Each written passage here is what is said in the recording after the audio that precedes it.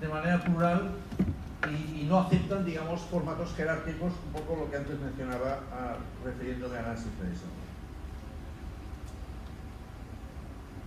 Evidentemente, en estos años, ¿no? Estoy hablando del 2014-2015, lo que ha habido es, digamos, movimientos muy contradictorios. Por un lado, se ha mantenido, o sea, el sistema político español ha dejado de ser bipolar, derecha e izquierda, con dos grandes partidos, para convertirse en un sistema más pluripartidista, donde, digamos, ese sistema pluripartidista no encuentra formas, digamos, de estabilidad, ¿no? Estamos en una situación de inestabilidad constante, ¿no? Yo cuando entré a ser responsable del ámbito de cultura del Ayuntamiento de Barcelona en noviembre del 2017, faltaba un año y medio para las elecciones del 2018 y fui el tercer responsable de cultura del Ayuntamiento de Barcelona en 4 años. En esos mismos 4 años hubo 5 ministros de cultura y 4 responsables de cultura del gobierno de Cataluña. Es decir, la inestabilidad política es constante. Llevamos 2 elecciones seguidas sin estabilidad.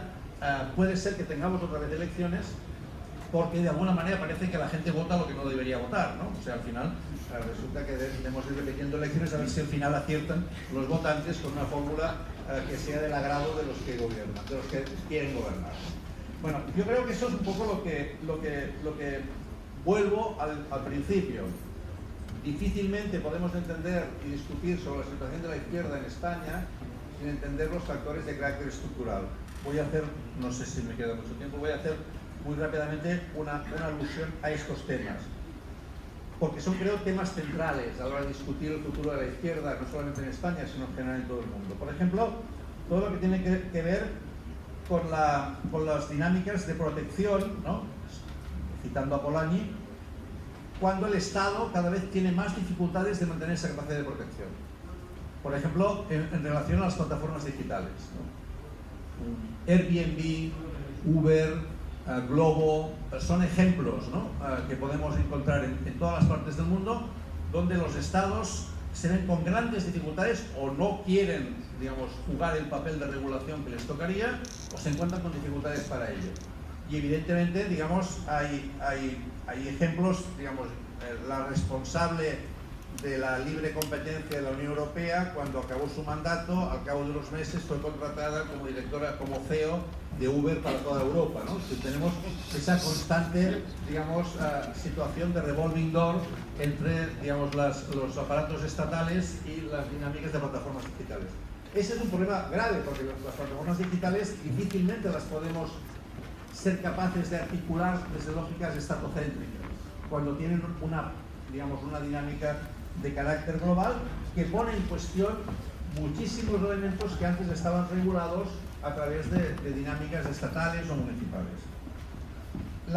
El propio tema de la emergencia climática, ya no hablamos ahora de crisis ambiental, hablamos de emergencia climática, estamos todos muy preocupados con ese tema, pero al mismo tiempo, desde una lógica, digamos, de conflicto concreto, para poner un ejemplo concreto, en Barcelona, si queremos situar un peaje para evitar la entrada en el centro de la ciudad de los vehículos con motor, o prohibimos a los vehículos con diésel, cosa que va a pasar en el 2020, para que puedan circular por Barcelona, en muchos casos lo que se está provocando es que esas medidas que son de defensa de la emergencia climática o contra la emergencia climática van a afectar sobre todo a los que tienen menos recursos.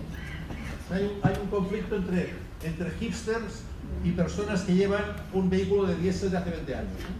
Y esas personas consideran que hay una gente que está pensando en el futuro de la humanidad, pero que no piensan que ellos no pueden llegar a final de mes si no pueden circular con su vehículo de diésel. Y este es un conflicto que está presente constantemente también en el tema. El tema del demos.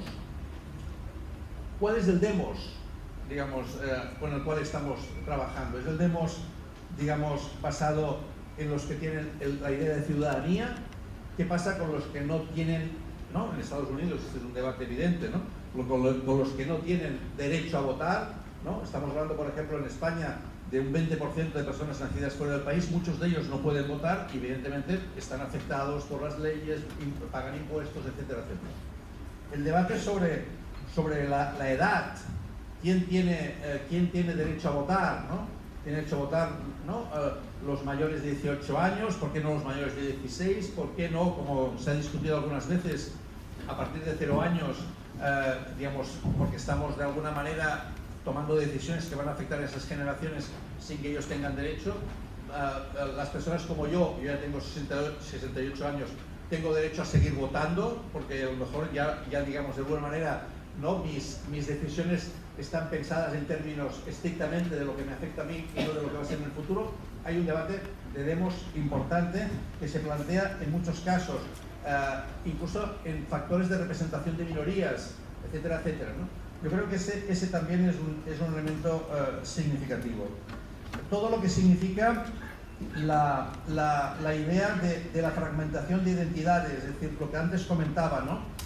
Una de las situaciones que en la revista Nueva Sociedad, a la que antes mencionaba, no me acuerdo qué artículo hacía referencia, por ejemplo, a la falta de fidelidad del voto de las personas, ¿no? Es decir, yo tengo un amigo que se dedica a las encuestas, al análisis de encuestas, que dice que una persona que cambie 2 veces seguidas del voto deberían dejarlo sin votar, porque es imposible hacer estudios electorales de esa manera, porque no hay manera de asegurar, digamos, nada, ¿no? Porque claro, o sea, si resulta que hemos pasado de una fidelidad del voto del 80 al 90% a una fidelidad del voto del 40 al 50%, es muy difícil saber, digamos, con qué expectativas se puede trabajar.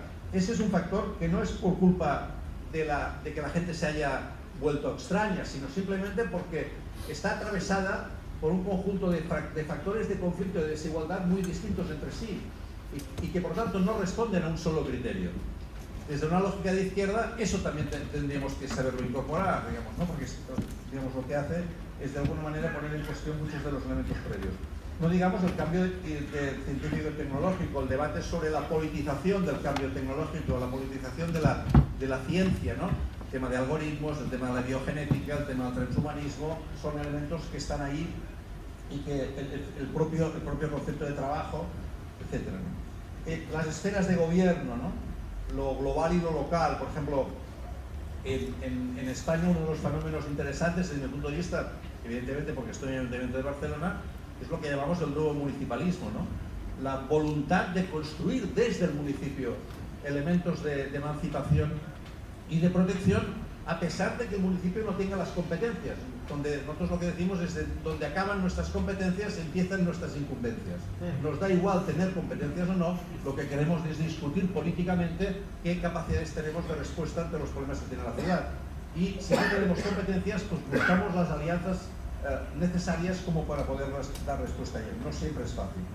El debate sobre redistribución, el conflicto entre redistribución y predistribución. Podemos seguir manteniendo lógicas redistributivas, ¿no? En buena parte la socialdemocracia no deja de ser un movimiento político de institucionalización de la redistribución. Pero eso tenía una clave de Estado-nación, una clave de mercado nacional, una lógica win-win, si se quiere, internamente. Es posible mantener esa lógica de redistribución en un espacio globalizado, y ahí las dinámicas de predistribución pueden ser interesantes. Por ejemplo, pues los salarios mínimos, la educación 0,3, los temas de vivienda, ¿no? Que son clave, digamos, ¿no? Por ejemplo, en España tenemos un 0,5% de vivienda pública frente a un promedio en Europa del 17 y 18% de vivienda pública, ¿no? Barcelona tiene un 1,5% de vivienda pública, cuando Copenhague tiene el 33%, cuando Berlín tiene el 40%, cuando Viena, etcétera, etcétera. Es muy distinto, digamos, trabajar contra o en relación a Airbnb con un buen parque de vivienda pública o no tener ese parque de vivienda pública. La vivienda pública es un factor predistributivo, central, y ese es un elemento también importantísimo. El debate sobre partido y movimiento, que antes comentaba, el debate sobre dentro y fuera de la institución, dónde trabajamos más, dentro de la institución, fuera de la institución, cómo relacionamos institución y movimiento. Y un factor que yo también quisiera insistir y voy acabando, que es todo el debate de si desde la izquierda podemos seguir confundiendo o asimilando lo público con lo institucional. Es decir, ¿lo público se agota en lo institucional o lo público es la capacidad colectiva de hacer frente a problemas comunes? Y hasta qué punto eso nos podría permitir recuperar todas las aportaciones de Commons, ¿no? De Elinor Ostrom, de todo el debate, digamos, de la capacidad colectiva, ¿no? de dar respuesta a problemas que son comunes desde la lógica de la acción colectiva y no desde la lógica de acción estrictamente institucional, ¿no?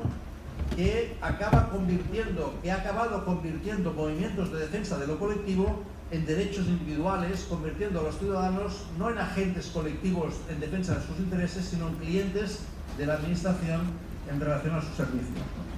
Y eso también lo que hace es desempoderar a estas personas, desresponsabilizarlas y generar un proceso de mayor fragilidad en el campo de los servicios públicos.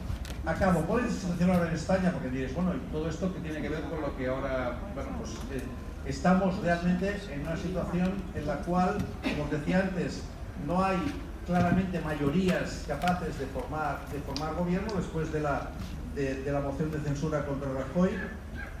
Ha habido, digamos, lo que ha implicado el gobierno de Pedro Sánchez es básicamente un gobierno minoritario con apoyos externos de Podemos, de las confluencias catalanas, gallegas, valencianas alrededor de Podemos, porque no todo se agota en Podemos, no hay confluencias también en otras partes de la periferia española, más también partidos nacionalistas como Compromís en Valencia o como Esquerra Republicana en Cataluña o como BNG en parte en Galicia, que han apoyado, digamos, la moción de censura, pero que difícilmente van a formar gobierno con el Partido Socialista. Entonces, en este momento, la situación de crisis está planteada en términos de si el Partido Socialista acepta o no acepta un gobierno de coalición o busca una alternativa a la portuguesa, ¿no? que es la preferida en estos momentos por parte del Partido Socialista, de Pedro Sánchez. Y en cambio Podemos insiste en formar parte del gobierno. A diferencia de lo que ocurre en Portugal, no hay ninguna tradición de gobiernos de coalición. O sea, en 40 años no ha habido ni un solo gobierno de coalición en España. Ha habido gobiernos de derechas y gobiernos de izquierda, gobierno del PP y gobierno del Partido Socialista.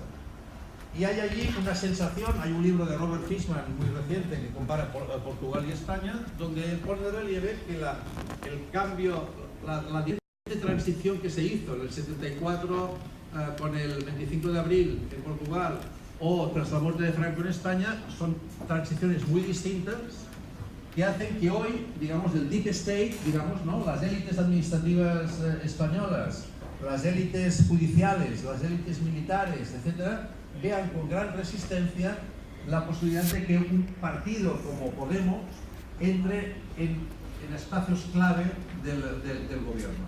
Y eso genera una situación de rechazo, de dificultad, que es importante tenerla en cuenta, ¿no? Evidentemente Podemos también está en una crisis interna, ha habido conflicto entre Pablo Iglesias y Íñigo Errejón expresado en las elecciones municipales, se han perdido municipios importantes como Madrid o Zaragoza, se mantiene el gobierno en Valencia o en Barcelona y se ha perdido también en Galicia, por lo tanto hay una situación de crisis de lo que fue la conclusión del 15M, pero creo que conviene no perder de vista los factores de carácter global que antes comentaba a la hora de situarnos en el análisis de la situación española. Muchas gracias.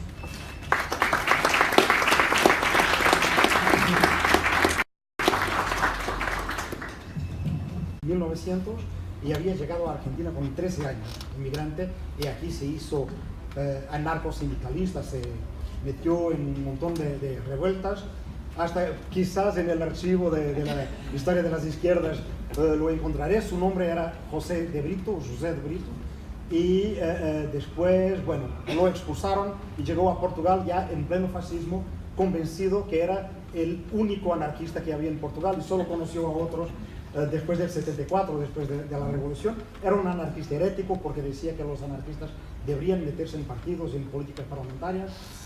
Me influenció bastante y por casualidad su casa era en el mismo sitio donde fue la segunda reunión de la Internacional de los Trabajadores en Portugal, porque la primera fue en un barco, y la segunda en una casa, y es la casa donde José de Brito vino a vivir, y entonces a él le voy a dedicar esta presentación. Bueno, empiezo con un problema de nomenclatura porque yo estaba hablando con Svenja y con Pablo. Nosotros en Portugal esa solución de gobierno, de gobernanza que tenemos, de mayoría de convergencia de izquierda, no tenía un nombre. No le habíamos inventado un nombre y la derecha decidió llamarle de forma pejorativa en portugués geringonça, que es lo mismo que en portugués de Brasil gambiarra, que quiere decir, bueno, fui a ver en un instante una traducción, algo como chapuza, chiringuito, yo no sé qué significan esas palabras en español, apaño o curita, pero es decir, una solución de improviso, una solución improvisada que tuvo que arreglarse para resolver un problema. Y eso le llamó la derecha, diciendo que eso no es un gobierno, es una geringonça. Yo sé que en español vosotros tenéis jerigosa, pero quiere decir otra cosa, es un falso amigo. Entonces, en portugués, geringonça quiere decir eso, una gambiarra como en Brasil. Y quizás porque fue una solución improvisada, finalmente funcionó, pero también porque fue una solución improvisada, no se convirtió en un modelo, en un ejemplo, porque no venía como a nosotros en las izquierdas siempre nos gusta mucho de un plan articulado, intelectualizado, que la gente podría copiar o no y después pelearse porque a uno le prefería una versión del plan así, más así, otro más de otra forma, precisamente porque salió de un problema concreto que fue la austeridad que le impuso a Portugal la famosa Troika, que incluye el FMI, el Banco Central Europeo y la Comisión Europea, que estudiaron las tres instituciones en Portugal hasta el 2014, y en el 2015 tuvimos una elección parlamentaria que terminó con un resultado muy raro, porque el Partido Socialista no salió por encima de esas elecciones, fue el segundo partido más votado, y el primero fue un partido de derecha, confusamente llamado en Portugal de Partido Socialdemócrata, pero no voy a entrar ahí. En Portugal tenemos un grave problema de nomenclatura de partidos, todos los nombres parecen bastante más de izquierdas de lo que son en realidad. Finalmente el Partido Socialista tuvo un resultado muy débil que le forzó a encontrar acuerdos para poder gobernar.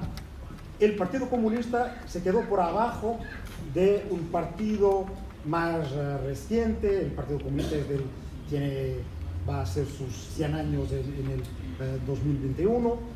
Hay un otro partido más reciente que se llama el Bloco de Izquierda, que en esas elecciones salió por encima del Partido Comunista. Entonces el Partido Comunista también tenía un interés a encontrar una solución diferente de lo que había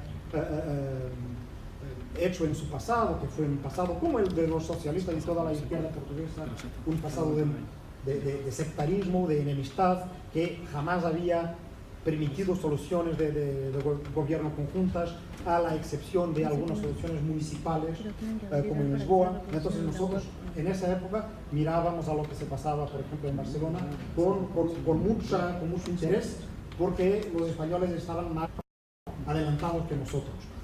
Y entonces hablábamos de soluciones a la catalana, a la barcelonesa, que queríamos utilizar en Portugal.